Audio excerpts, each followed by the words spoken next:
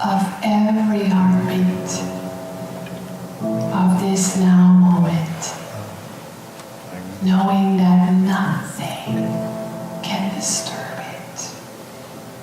Not a beep, not a buzz, not a thought.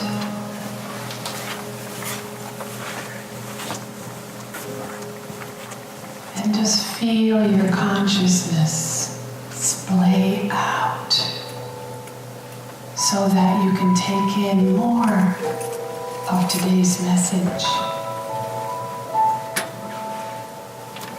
of the energy behind this beautiful teaching called the Science of Mind, of the history of this beautiful center called Center for Spiritual Living, Morristown,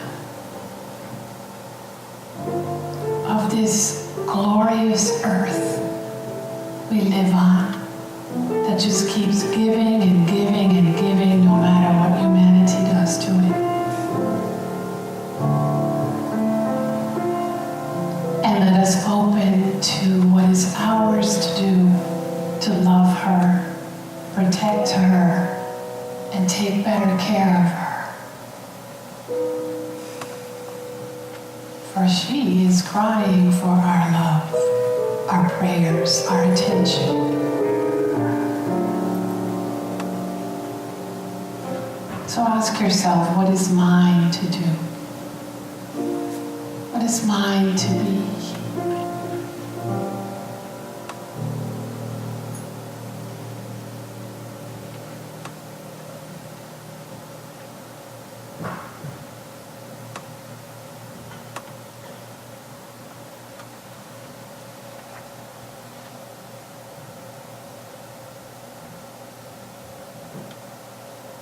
And remember to keep breathing, because our breath is the divine dance with the breath of the earth.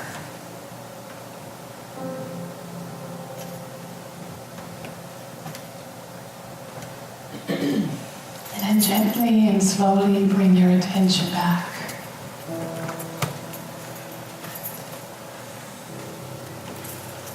And when you are ready, open your eyes.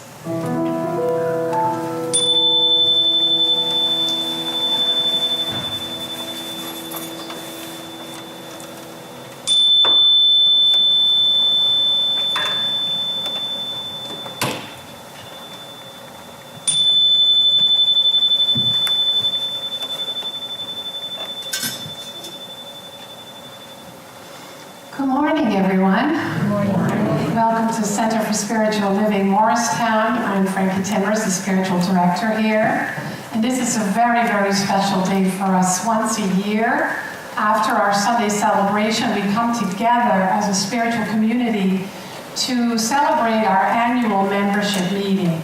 And last year was the first time that we opened it up to everyone. Members are doing their very best to attend.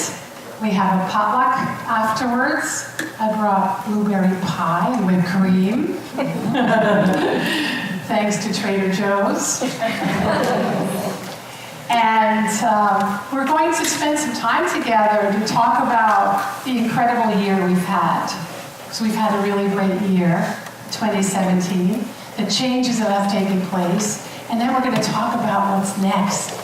And each of you get to have a voice in that. So members and friends, you're all invited downstairs. But at the end of celebration, something special is happening. So stay for that. You don't want to miss it. And Stephanie is going to be facilitating that. So Irene Avlanidis is the assisting practitioner today. She has a beautiful reading for you.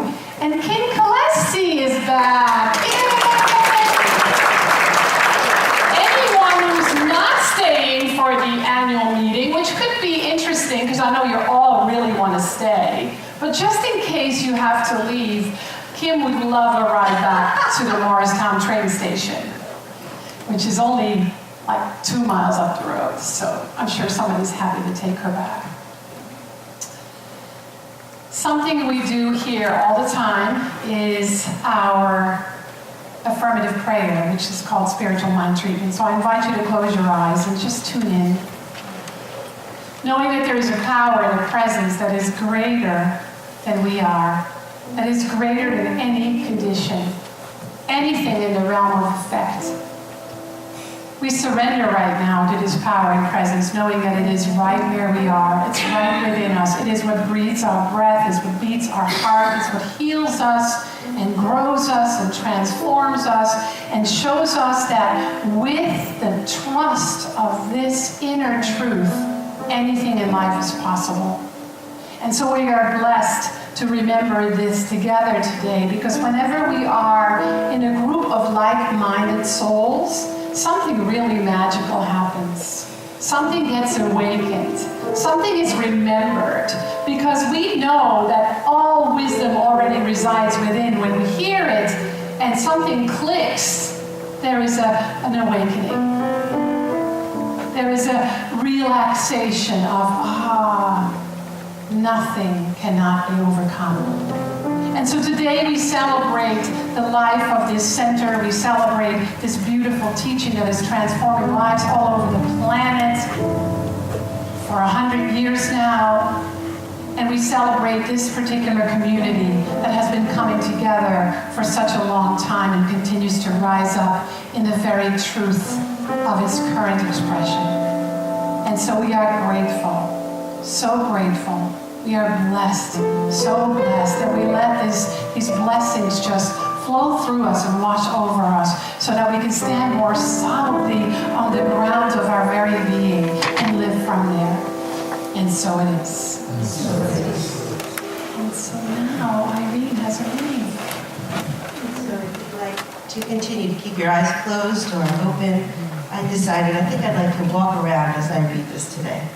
This reading comes from the book Into Me See by Karen Wiley, and it's a daily book of inspiration. This adventure in faith or God is a hard experience, so much more than merely a head experience. It's about listening preferentially to the still small voice within rather than the messages of the outer world. It's about self-mastery. It's about truly believing that I and my Father are one.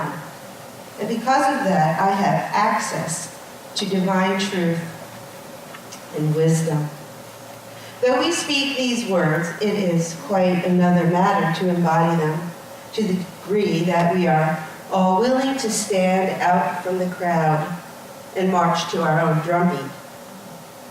As Ernest Holmes tells us, no man, woman need go unguided through life, for all are divine at the center, and all are images of the Most High.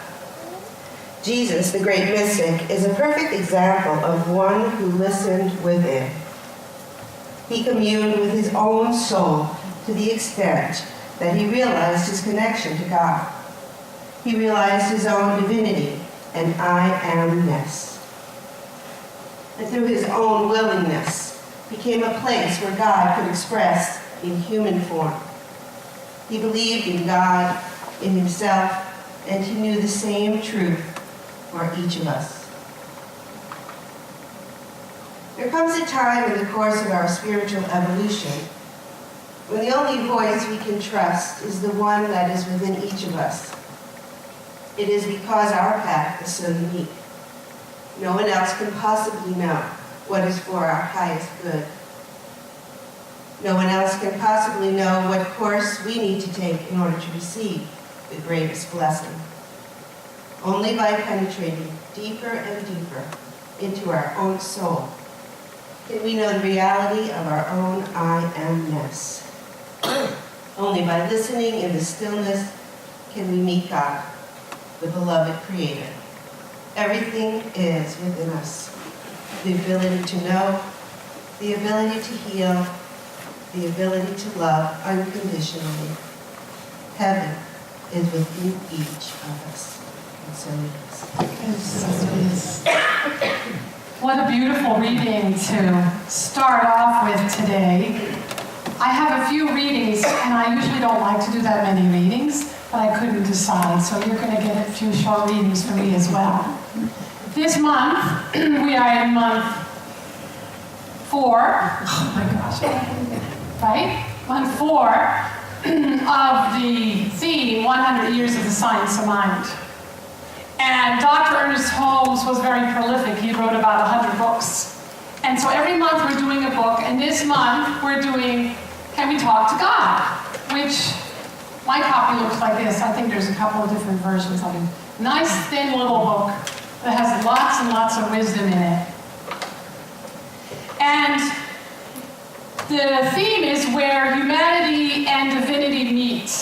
And that's been the message all month. And so I've taken it from coming more alive to realizing that we're more than anything we might be experiencing to now talking about trust and faith. And as I was thinking about this week, I thought, isn't it interesting that so many people, of course nobody here, trusts more that daylight shall come than spirit within, or than their own faith. That we have so much trust that when we order from Amazon, a package will arrive in the mail within days. We trust most of the time that when we mail a package at the post office, it will arrive at its destination. And I don't think there's anybody in this room that doesn't believe that spring shall return after winter. No matter how long that winter is, no matter how slow that spring makes itself known, I think everybody here knows or just assumes that it shall come. And maybe that's what it is. We have these assumptions, they're historic, they are tangible, there's more proof. We have a longer history of proof that this shall happen since the beginning of time. And we experience the changes in the earth so matter of fact that we don't even think about it anymore. But when it comes to our own abundance, we slip into fear when we experience lack or a large unexpected expense. When it comes to a health issue, we might slip into panic and we forget that the body has a natural rhythm and knows exactly how to heal itself according to our own divinity. And so we sabotage some of these things when it comes to relationships or our health or our financial life or our career, simply because we slip into faith. We don't trust that the universe has got our back. And then we cultivate these experiences which don't just come to us from the outside in. They come to us by means of our thinking, by means of our consciousness, and then we are surprised. Imagine if we had as much faith in the universal law, the truth principle in us, as we did in spring returning after winter. Imagine if we had just as much faith that our good is assured as the sun rising in the morning and setting at night. And so that just tells us that we all have a little bit of room for growth. We're all called to trust this universal principle that is in everything, everyone, everywhere, all the time, a little bit more each day. And then to live that. That's the call for all of us right now, to live these principles a little bit more each day. Not just for ourselves, but for all of humanity. So this is what Ernest Holmes has to say in Can We Talk to God? And I love this paragraph so much. This is kind of like one of my little Bibles. I know I say that about every book, but it is today. Humankind may do as it wills with itself. Humankind may do as it wills with itself, but it will always have itself left. We may desecrate, but we can never lose our lives. The Spirit ever has a witness within us. And the God-intended person already knows that he or she is one with the whole. That nature is comprised of an ultimate power, one ultimate power, using many instruments and having many avenues of expression. The time has come in our evolution when we should awaken to a recognition that behind each one stands the eternal mind. That each has complete access to it. That each may come to it for inspiration and revelation. That surrounding all is a divine law obeying the dictates of this eternal mind. So we get to take an inner leap to apply the same trust and faith that we have in Mother Nature and in life in general. I mean, think about Amazon and the post office. Have as much faith of the law inside of us, of spirit within us, of our own divinity, of our own capacity to overcome any challenge. And so I'm using the acronym for trust today, TRUST, as a way to remember how we can apply these principles and how we can learn and grow. And the first T stands for today. Today, remember, you are surrendering to blank blank. Today, remember, you're surrendering to. That means we have to ask ourselves the question, what am I surrendering to? Am I surrendering to love or fear? Am I surrendering to the universal principles or the human principles? Am I surrendering to this higher wisdom that is within me, or am I surrendering to my beliefs in lack and limitation? You can make your own list. Am I surrendering to abundance, or am I surrendering to lack? And so we have to choose. That means we have to slow our mind and heart down enough when we're going through a challenge and say, what am I surrendering to right now? What am I believing in? What am I thinking about? Knowing that I must choose. And I must choose consciously, because if I don't choose consciously, the choice will be made for me by someone else or by my habits, by my conditioning, by my habitual limited thoughts. Because remember, a human tendency is towards the negative, Ernest Holmes says. Knowing that what I choose is going to be my outcome. How can it not be? If I'm always afraid, how can I not have more experience to be fearful about? If I'm choosing lack and limitation, which I don't know anybody would choose that, but at some level unconsciously we do if that's what we're experiencing. If we're choosing lack and limitation, how can we get abundance? People that are continuously complaining about lack, and you know who you are. I know who I am when I complain about lack, but if I'm complaining about lack, how can I possibly create an avenue for greater abundance? So I need to slow my thinking down and say, well, what am I choosing? If this is my experience, lack, loss, disease, fear, problematic relationships, can't find a job, whatever my complaint is, then I am choosing that somehow. I must take 100% responsibility for that because it's nobody else's fault. Once I take responsibility for that, I can say, what I've been thinking about that creates this experience, and let me choose a different way of thinking. Let me choose the truth principle that has worked since the beginning of time, and let me apply those principles. And let's put some fun in there, because I don't know about you, but I can get way too serious about stuff. So let's put some humor in that. When you slow it down and you say, oh, that's so interesting. I'm afraid about my financial health.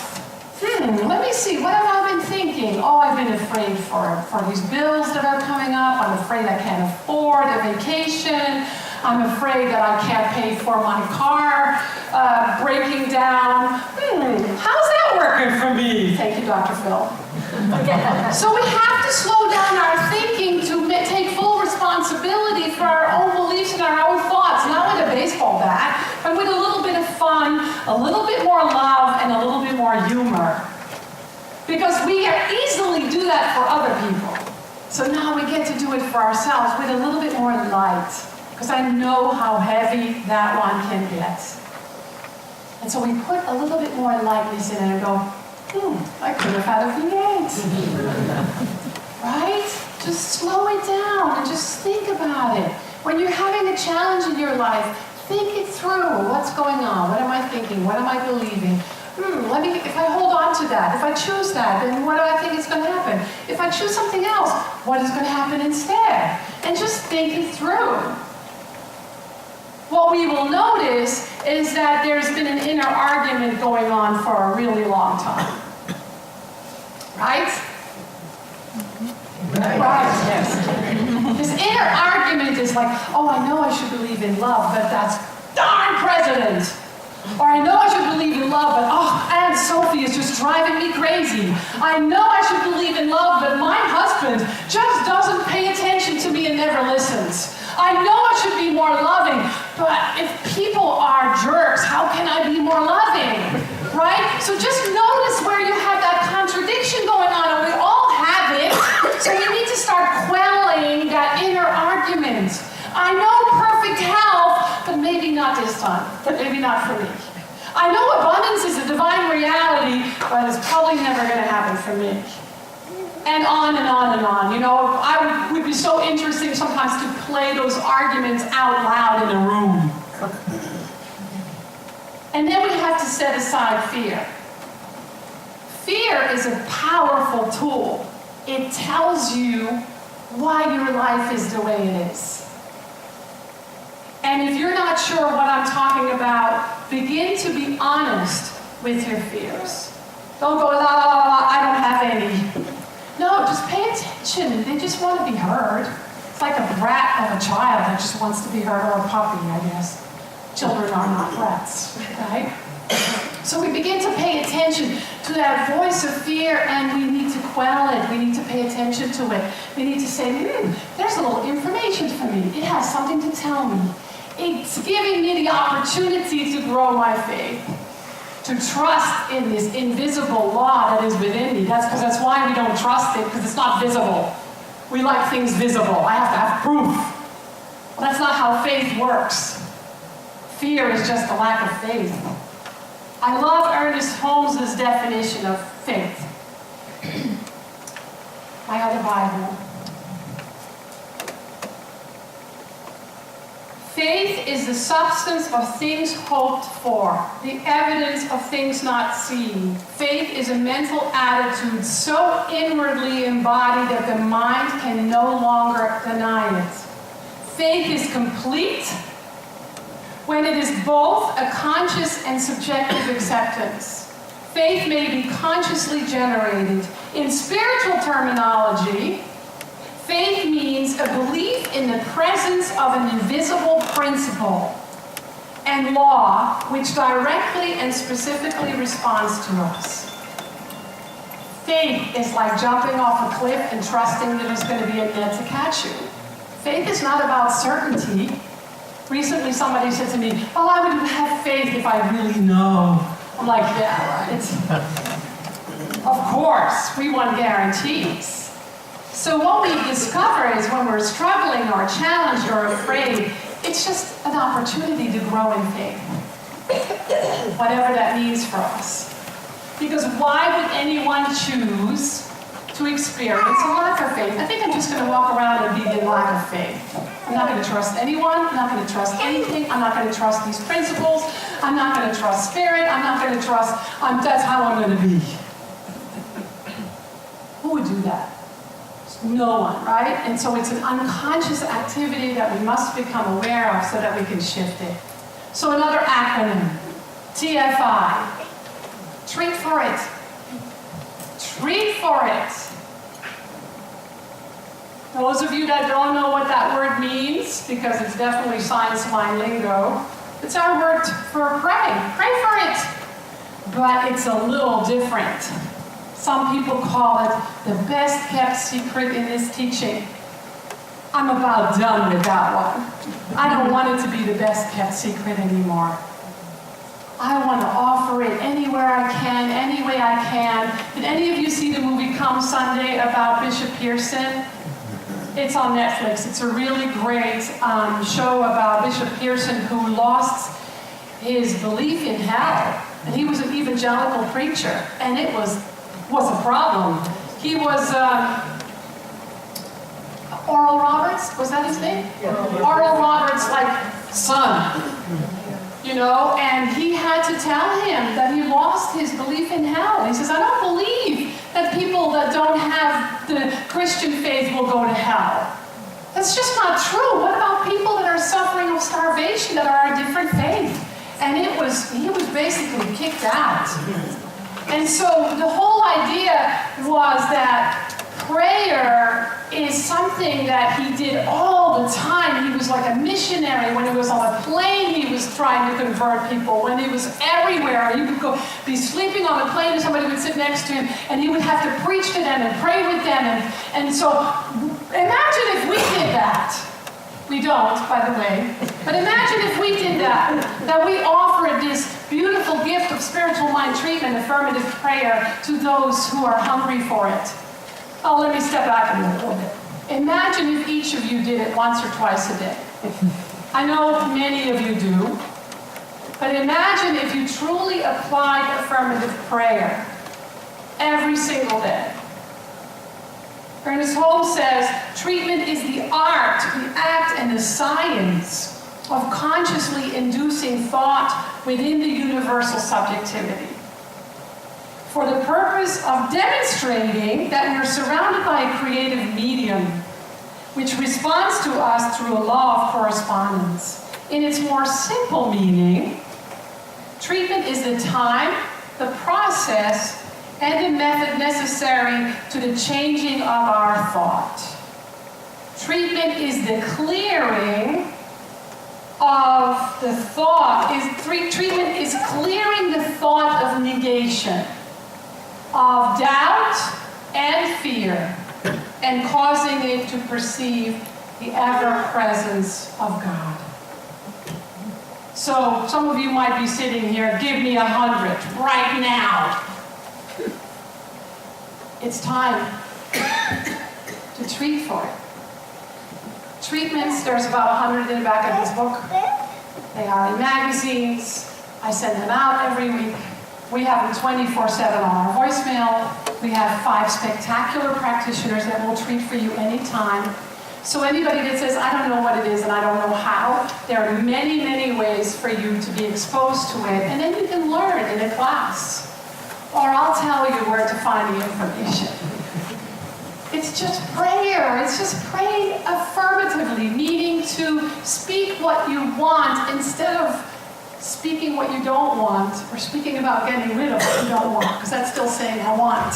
Because the mind can't say no fear, but it can understand love and truth and wisdom.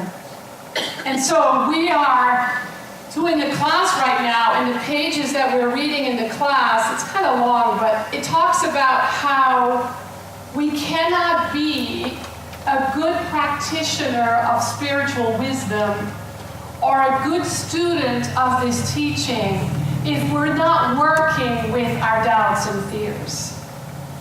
If we're not moving through challenges. If you have the same challenges you have today as you did last year, or 10 years ago, or 20 years ago, that means the universe is giving them to you so that you can grow and expand and learn and overcome.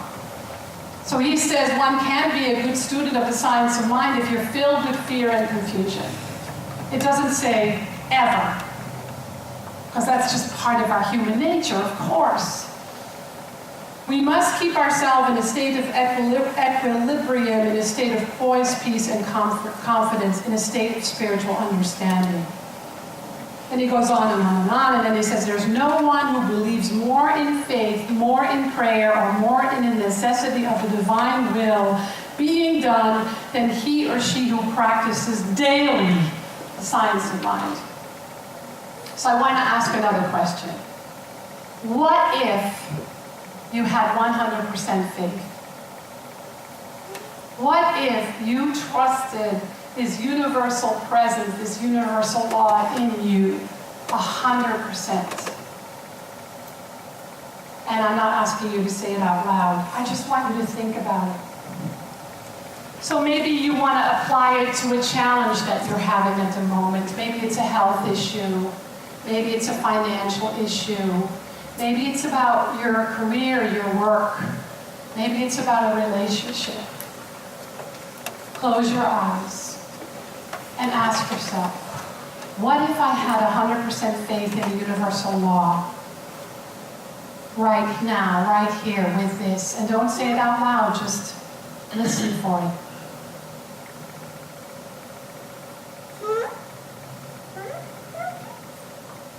And you can do this, and you may open your eyes if you want, anytime, anywhere, anyway. I did it yesterday in line at Trader Joe's. Saturdays, they have long lines. And I'm like, thank you for this long line. What if I had total faith right now?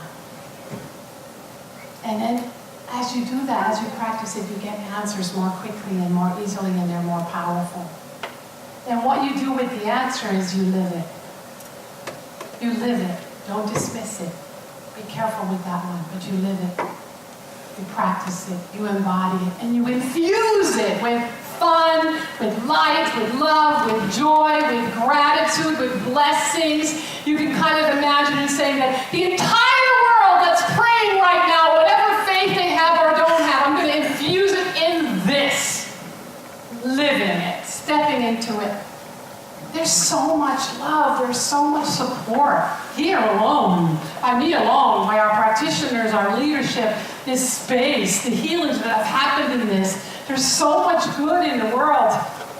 You could literally take it in energetically. So I'm going to close. All right, Ernest Holmes, you got me again.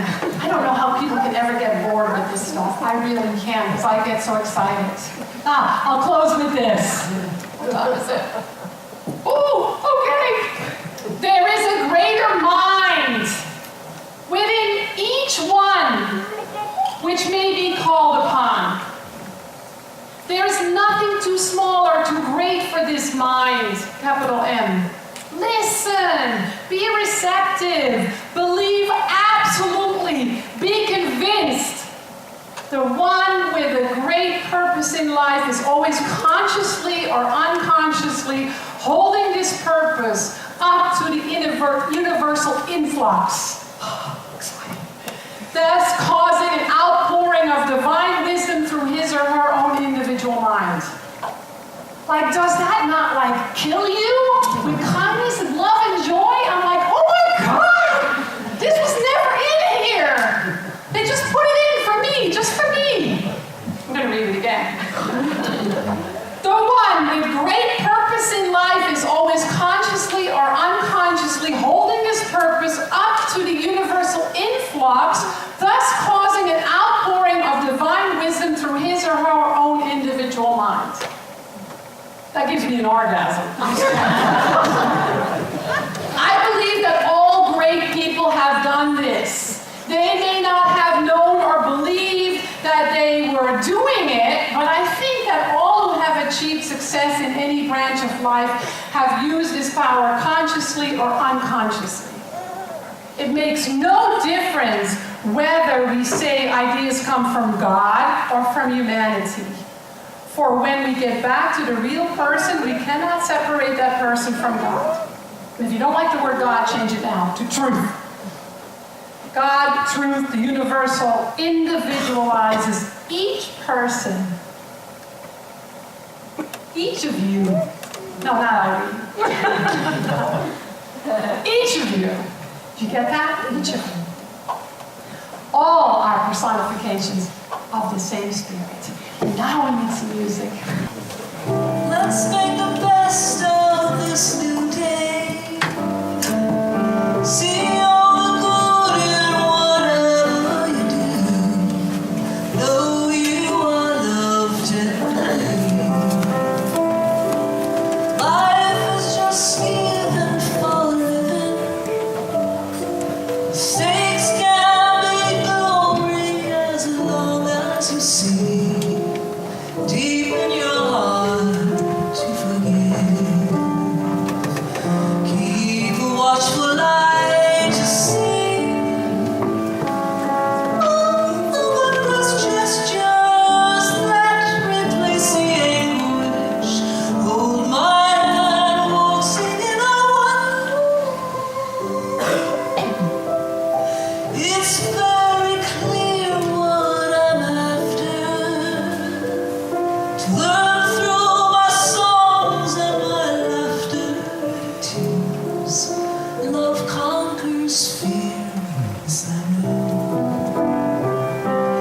Knowing this life is my pleasure. A world filled with so many lessons to learn. Love conquers fear, this I know.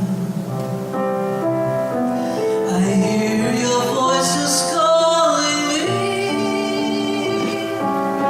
Hallelujah, chorus, sing a love so glorious. Let us love every moment here on earth. Know that our troubles will vanish. Keep faith in mind to wherever you go. Faith conquers fear, this we know. Trust your ambition to be loved. Love in yourself is the true way to be. 'Cause love finds love too, this I know. Love in your heart makes you glow. Everlasting presence, fill your heart with joyful peace of mind. With you all God's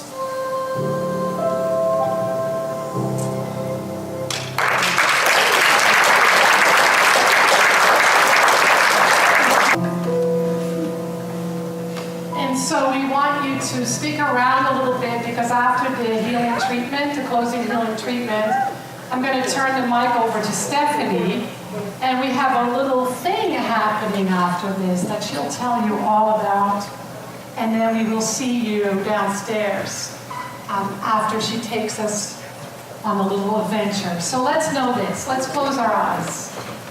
And just for a moment, let yourself be a space of absolute faith. Just for a moment, let everything else fall away.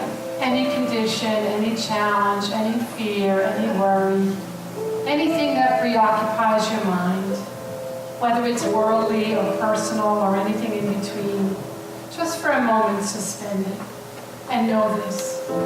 Right here, right now, I stand on the most solid ground of my being, which is eternal, which has lived forever and shall live forever, for it is my spirit, it is my soul, it is my highest life force that I experience right here, right now, by means of my breath, by means of my heart, by means of my listening, by means of my desire to experience the most fruitful, fulfilling, and thriving life, by means of my desire to find purpose in my day-to-day living, knowing that I am an instrument of divine love, which is a big enough purpose in itself. And so I spread love far and wide once I call upon it from within, and I let it flow through me, around me, over me, in me, and before me. Today I trust that I am here to deepen my faith in that which is the most trustable, the most reliable,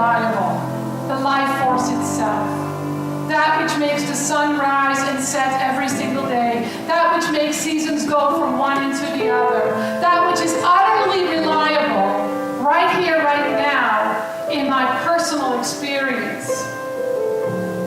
And so I relax and know that life is a gift, and I feel worthy of it. I claim it completely, and I put all my faith in it, and so it is.